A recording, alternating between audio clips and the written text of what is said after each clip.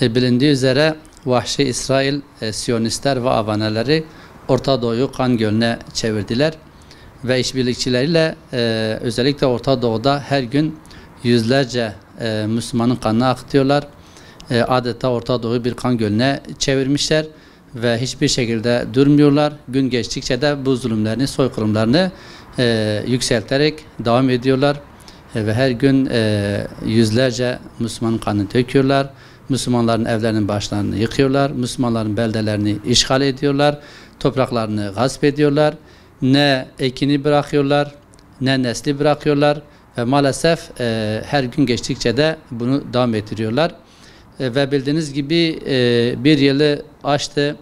Ve bu bir yıl süre içerisinde 50 bin, belki de 60 bin Müslümanın kanını döktüler. Belki 10 binlercesini yaraladılar. Ve maalesef biliyorsunuz Gazze'yi neredeyse yok ettiler. Hiçbir şey bırakmadılar. Ona da kalmadılar. Lübnan'a uzandılar. Yemen'e uzanıyorlar. Irak'a uzanıyorlar. İran'a uzanıyorlar. Maalesef Müslüman beldelerin hiçbir yerinde durmuyorlar.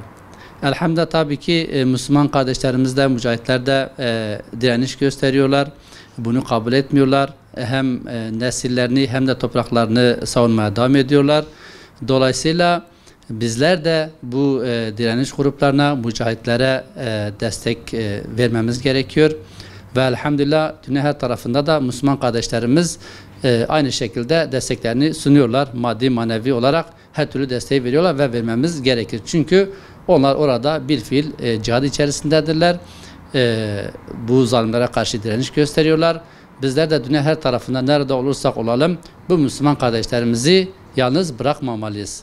Dolayısıyla bu soykırımın, bu vahşetin olduğu ilk dönemlerde Yetimler Vakfı olarak bir kampanya başlattık. Bunun miktarı 10 milyondu ve bunu kamuoyuyla paylaştık. Elhamdülillah Müslüman kardeşlerimiz duyarlılık gösterip bu kampanyayı başarılı bir şekilde tamamladık ve bu yardımlarımızı Gazze'deki, Filistin'deki Müslüman kardeşlerimize elhamdülillah ulaştırdık. Tabi bu arada hiçbir şekilde bizim yardımlarımız durmadı. Müslüman kardeşlerimiz Yetimler Vakfı üzerinden yine Gazze'ye, Filistin'e yardımlarını gönderdiler. Ama bu zulüm devam ettiği için bizler de kayıtsız kalmadık ve kalmamalıyız.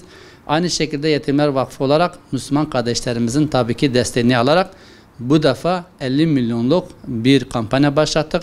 Ve şu anda bu kampanyamız devam etmektedir. Yaklaşık 2 aydır bu kampanya başladı. Şu anda hayırseverlerimiz bu kampanyaya destek veriyorlar.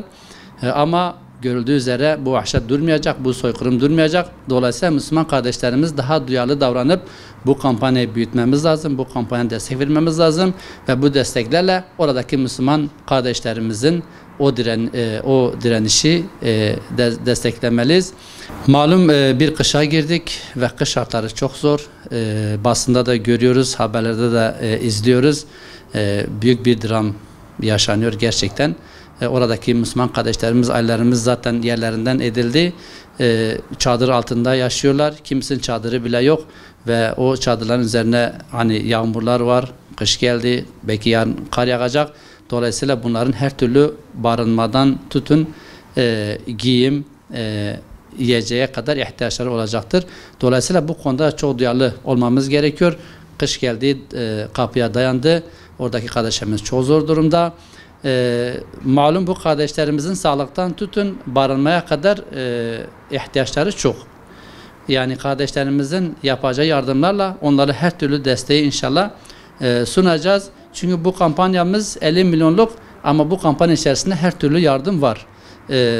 Gıda, ilaç, sağlık, barınma, giyim, yiyecek gibi her türlü ihtiyaç vardır. Dolayısıyla bu hayırseverlerimizin yapacağı yardımlarla tüm bu ihtiyaçlarını karşılamaya çalışacağız.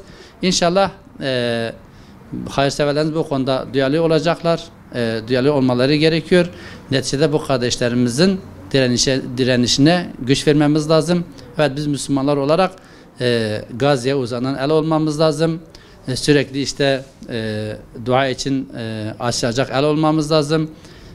Orayı işte gören göz olmamız lazım, işiten kulak olmamız lazım ve oradaki kardeşlerimize muhabbet edeceğimiz kalp olmamız gerekmektedir.